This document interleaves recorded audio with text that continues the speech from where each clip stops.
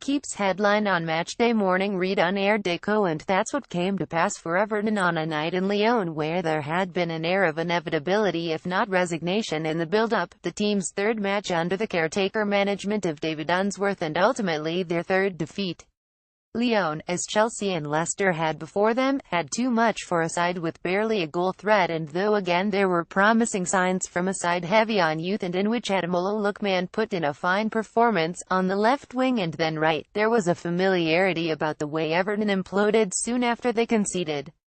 As auditions for the top job go, Unsworth could hardly have been handed a tougher run of games, the previous two Premier League champions away from home and now the fourth-placed finisher in France who reached last season's Europa League semi-finals.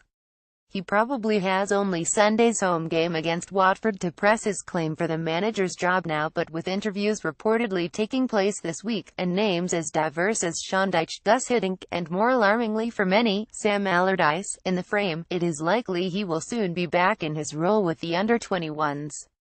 Unsworth has been here before and should bounce back, though his previous dabble as caretaker in 2016 at the end of the Roberto Martinez era saw him pick 4 of his boys and oversee a 30-win against Norwich City with some guidance from Joe Royle. For a club who used to pride themselves on standing by their managers to have been sacked in less than 2 seasons, that theme persisted in Lyon, with John Joe Kenny and Benny Banonjim named as starters and Morgan Feeney, an 18-year-old centre-back and season ticket holder, on the bench as he shaped a seriously unbalanced squad constructed by the director of football, Steve Walsh, and the now-sacked Ronald Koeman, stuck to a game plan and created a couple of decent chances until the now-familiar implosion. Everton's previous with caretakers is not the best, Steve Burtonshaw scraping together 2 draws from 4 games in the spell between Billy Bingham and Gordon Lee in 1977, Jimmy Gabriel, who had 1 win from 1 in 1991, picking up a single point from 21 in the period between Howard Kendall 2 and Mike Walker in 199,394, and Dave Watson accruing 6 points from 21 when he filled the role between Royle and Kendall 3 in 1997. Watford on Sunday is the final game before the international break, and thankfully for Unsworth it is at home. With the team in the bottom 3, a win is imperative, even if the caretaker all but accepts that his chances of the top job are slim at best, his stats joining the others on a largely forgotten page on the club's website. Sunday is a huge game for me, a huge game for the club, and I've left the players in no uncertain terms it's a huge one for them as well, he said after the 30 loss at Lyon, in which he fielded a false number 9 in Jiffy Sigurdsson, saw his team stay in the game for 68 minutes and then fold after an unlucky ricochet set up the opener. I'm sure they will respond, and I'm sure the good and faithful will get behind us all. We need 3 points on Sunday. I have told them what I've seen and how I think we can move forward, and what I think is required.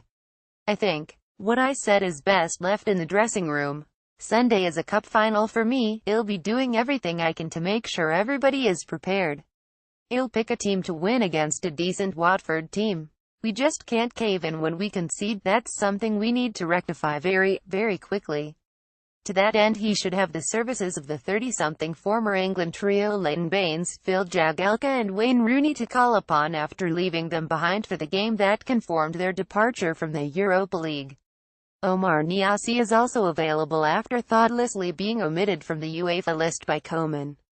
Getting out of the bottom 3 is the bigger issue, and for a club who used to pride themselves on standing by their managers to have been sacked, at great expense, in less than 2 seasons as the majority shareholder, Farhad Mashari, looks for the winning formula.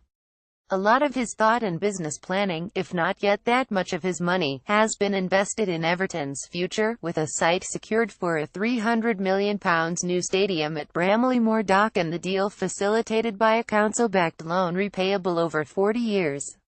Relegation does not feature in the thinking, as the loan has to be repaid regardless of league status, with monies from parachute payments, transfer fees and regular income being due to the council in the event that the club start to default.